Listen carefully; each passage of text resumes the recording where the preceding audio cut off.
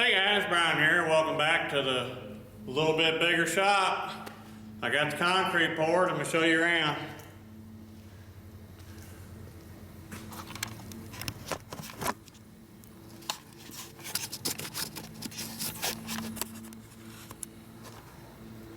So I'm pretty excited about the expansion. This means we're past the 45-foot mark on the building. So I've actually got as much floor space as Keith Rucker has in his machine shop side now. Of course, I'm missing the whole woodworking side, but it's not going to take long to fill this up. But as you can see, we've got the concrete down and it's looking okay. There was a change of plans over here on the foot for the boring mill. I decided to just go ahead and box it up square and do the taper and everything in the last pour, because when I remeasured it, I didn't quite have it in the right place. So by doing it this way, it made it a whole lot easier to screed off. As you can probably see in the video, because I tried to capture some of this footage, so hopefully I'll include that later on here. But it's looking pretty good. Look at that. Stand back here at the wall.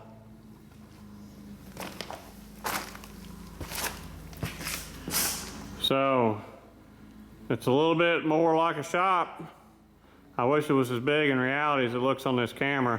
Looks like it's 100 feet to that wall through this viewfinder, but it's not. It's only 45. So 40 by 45 so far.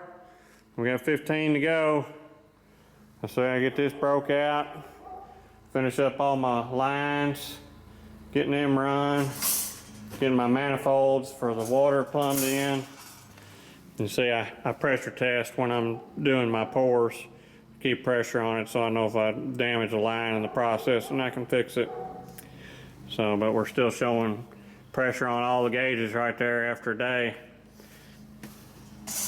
which is good because there's no water on it right now. So once this pour here is done, I can bring in a boring mill after 3 years.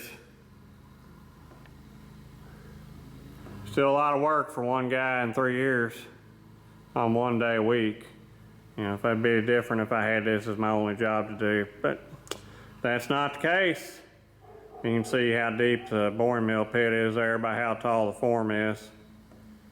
So if you hear Bailey in the background, he's out chasing coyotes again. It's another late night. As you can see through the door, it's dark outside. It gets dark early this time of year. It's only about 8 o'clock. Actually, probably even that. It's probably only 7. Yep, 7:30.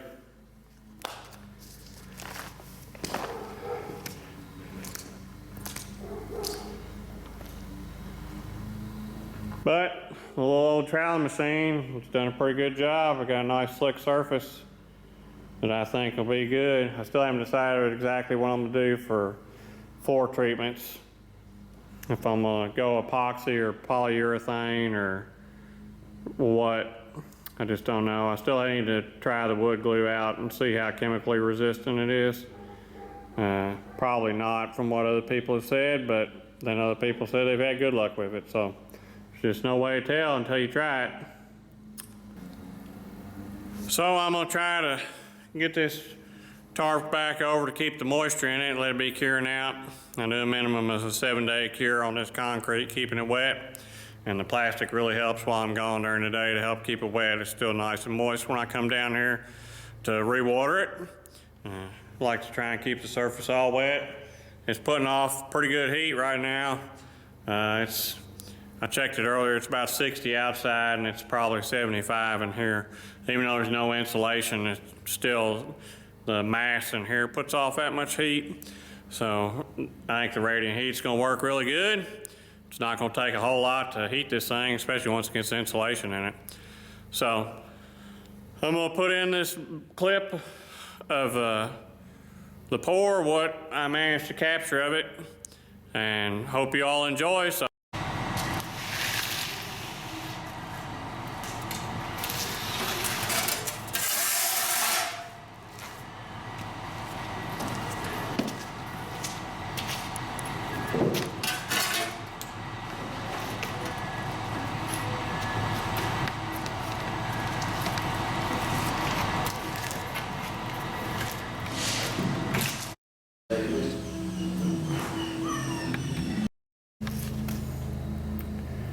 now you can see just how much heat it's putting off by how fast it's steamed up the plastic.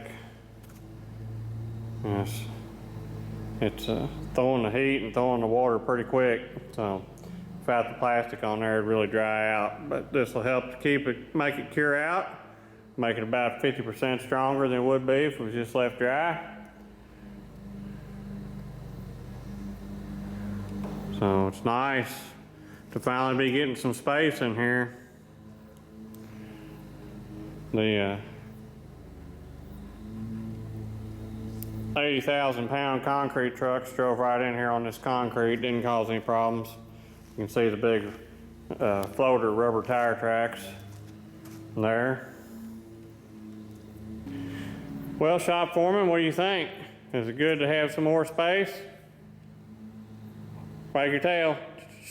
You happy? You need a pet bed in here, don't you? That would help things. Does the work okay? You think the work's okay?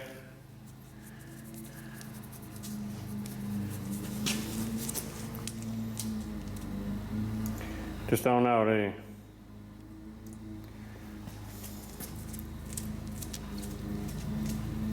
Well, I guess everyone's a critic, so thanks for watching, thanks for subscribing, and I'll catch y'all later.